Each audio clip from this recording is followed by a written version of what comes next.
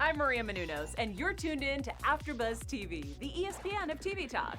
Now, let the buzz begin. Hello, everyone. Welcome to another edition of Quarantine with the Stars. This is our thrice daily show here on AfterBuzz TV, where we bring you interviews with some of Hollywood's best and brightest stars from right here in our homes. I'm your host, Brian Santos, and you better tell something to my heart because love led me to this interview with the absolutely amazing Taylor Dayne. Taylor, thank you so much for joining me. Thank you. Hey, honey. Good morning, good afternoon, wherever you are. Yeah. All right, Taylor, to kind of get to know you a little bit better and break the ice, I'm going to start with some lightning round rapid fire questions of just some of your favorite things, okay? Yep. Awesome. All right, ready? Coffee or tea? Tea. Love. Breakfast or dinner? Oh, dinner. Me too. I hate breakfast. Oh, okay, let's rephrase that. Brunch. Oh, I love brunch. Gotta get a mimosa Ooh, in. I love me a good brunch. So that's a breakfast meets dinner because I can do it all at one sitting at 3 o'clock or something. Yes, and you can have mimosa and everything is great. Absolutely. Cats or dogs? Dogs. My sister is a dog lover too. Lifting or cardio? What's the first one? Lifting or cardio? Oh, cardio. Need a good run in. Texting or calling? Texting. That's terrible, right? In my generation, we should be like, oh, calling. But, sometimes you got to save the voice, save it for the studio. Favorite song? One of them, I would say, top is Close to You by the Carpenters. Oh my God, that's my mom's favorite song. I used to sing it with her all the time when she would play it in our car. Something. Yes, the little piano. Oh, love that song. Oh, there's something so beautiful about it. Yes, and favorite song of yours? Oh, Love Will Lead You Back. Amazing, literally. Heart, yeah, they're all amazing. All right, so let's just jump right into it. So you recently released your memoir called Tell It to My Heart, How I Lost My Shit, Conquered My Fear, and Found My Voice. There it is. Conquered my fears, found my voice. Yes, this was quite a feat. Yes, anybody that's written a book and they can tell you because we're talking to all our fans. Yes, it's a very internal process. Yep, for sure. I love the title. First of all, it's amazing. So you mentioned the process. So what was that process like of writing that memoir? Well, it started as a TED Talk, so anybody can see that live. It started as a TED Talk. I did TED Women in 2016 in San Francisco. And that took 6 months of preparation and writing and going depth. And my book, my mentor, my book guru is Linda Siveston, and you can see her in her podcast. And she really just said to me, she goes, Taylor, this is going to be a lengthy process writing a book. And she wasn't my ghostwriter, but I went and did a class with her, a retreat with her in Carmel. And it really helped me understand that this was a 2-year process. She goes, a TED Talk. Oh, wow. I need your voice out there now. You're used to doing that. So we can prepare for this. And that's what we're going to do. So take a look at that and you can understand. It showed an array. I did a 13, 15-minute piece, if anybody's, very familiar with TED Talk. But the preparation for that was grueling, difficult to say the least, and very stressing, but also in depth, and I used mixed media. For me, I used obviously a little bit of they don't really encourage you to use media to look visual media. They use so for me, I used my voice, I used my sound, I used music, but I also incorporated other people's music, if you saw that. So it really helped me dive into the beginning, the middle, and nowhere near the end of my life, and really just tell it. And it was a 30-year milestone in my career, 30 years after Tell It to My Heart was released. And so it was just that kind of time. But the TED Talk really helped me hunker down, and it took me 2 years to write.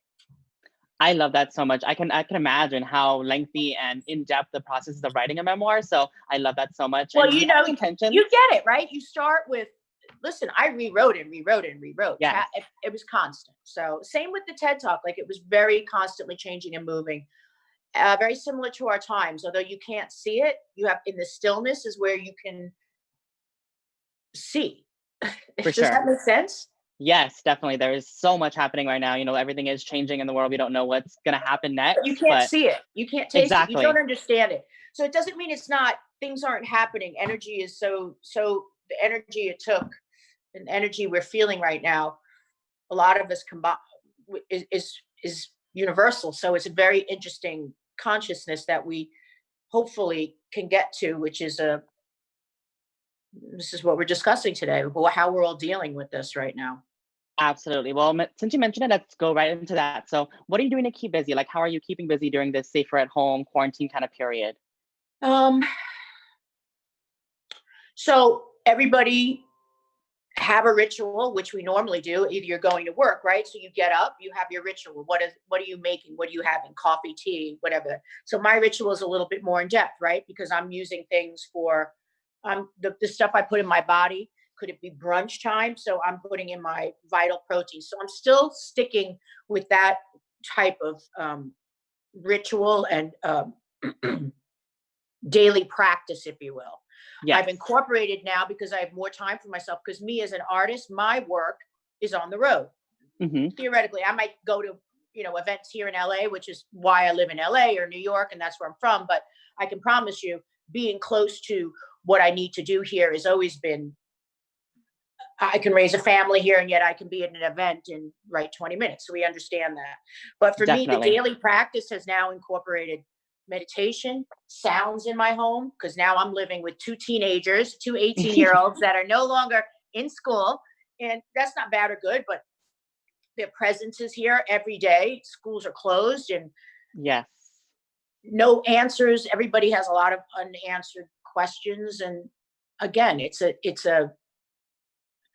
the universal feeling needs us to come to this universal place of holding our heart.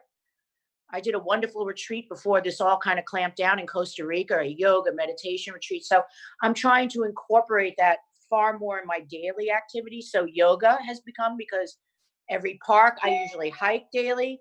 So that's kind of out now, or box, and my training or gym, that's out if I'm home. Otherwise, I'm on planes. I'm moving and working with mass audiences, right? In groups and large groups, in the mass of hundreds and thousands. So this has been a very reflective time. Yes, absolutely. Everyone in entertainment. Having really good commitments to yourself daily in bettering yourself. It's a great time to read. It's a great time to learn. It's a great time. I mean, you tell me, what are you doing? I'm definitely doing the same. Here at AfterBuzz, we're doing a lot of shows, just trying to hone our craft as well, showing more of the entertainment side, because everyone in entertainment is kind of, like you mentioned, at a halt, Everyone we are conglomerate into big mass audiences like you talked about. So it's hard for us to do that. So thankfully we have this ability now with technology is to do this.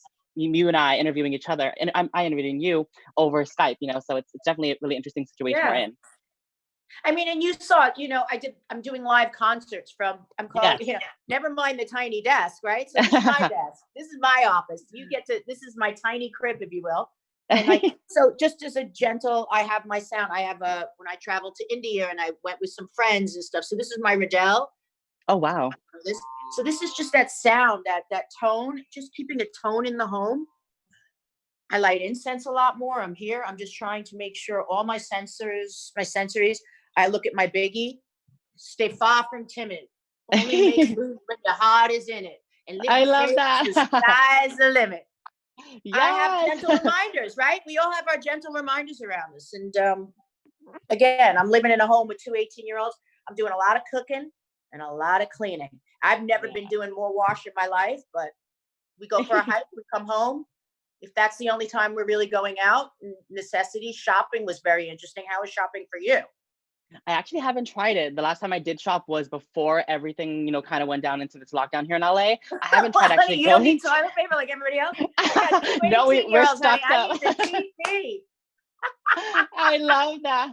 We're stocked up already. I was like, Levi, why do you have to have 8 sausages for breakfast? Like, what you doing, dude? Like, let's have, because somebody has to go out and go get that crap. Exactly. Yeah, it's definitely a trying time. Although he came home yesterday. Okay, the kids are getting more stealth. He came home yesterday. He goes, and I go, where'd you get that he got toilet paper.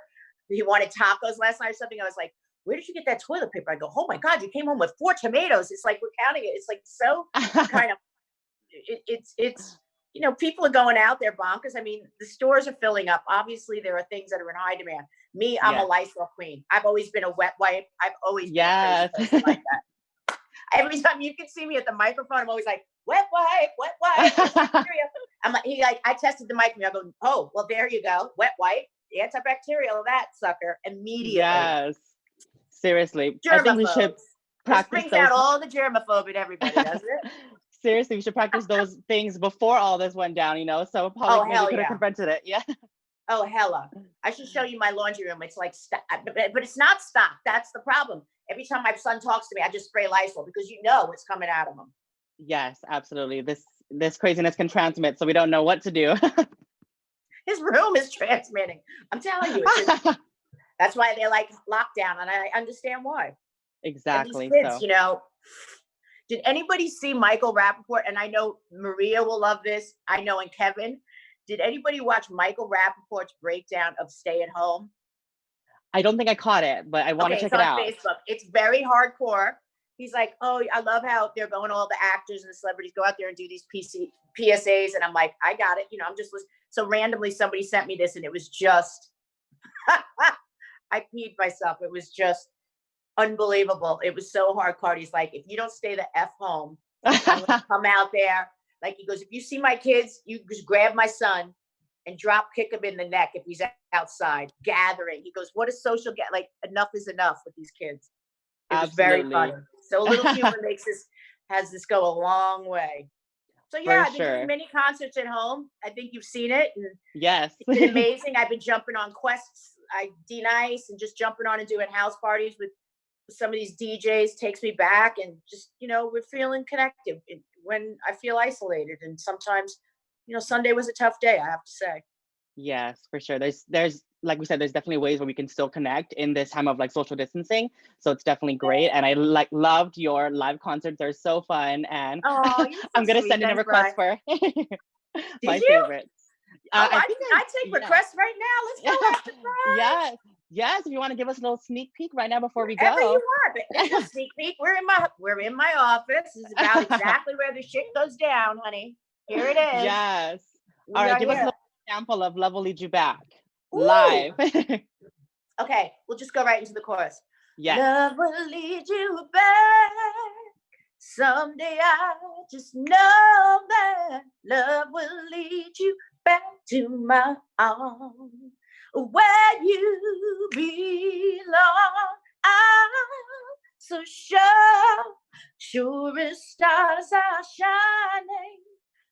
One day you will find me again. This don't belong. Trying to sing to that C that's playing in the background is a little interesting because it's definitely not in that key. I love that. Thank you so much. Oh, goodness. My pleasure. All right, Taylor, before we go, is there anything you want to shout out to the people? Just, I hope we all come back to some sort of normality very soon, very quickly. Stay healthy, stay smart. Love the one you're with. And I so appreciate this. I love what you guys do. And I love Kevin. I love Maria. And thank you so much, Brian, for this time. And I hope everybody got a little chuckle and a little heartfelt love from me to you. I did, definitely. Where can people find you on social media? What, honey? Where can people find you on social media? Real Taylor Dayne. Dayne for all you idiots. I'm going to go Michael Rappaport on you if you guys don't get your shit together. Like this says, how I lost it. And trust me, it happens on the daily.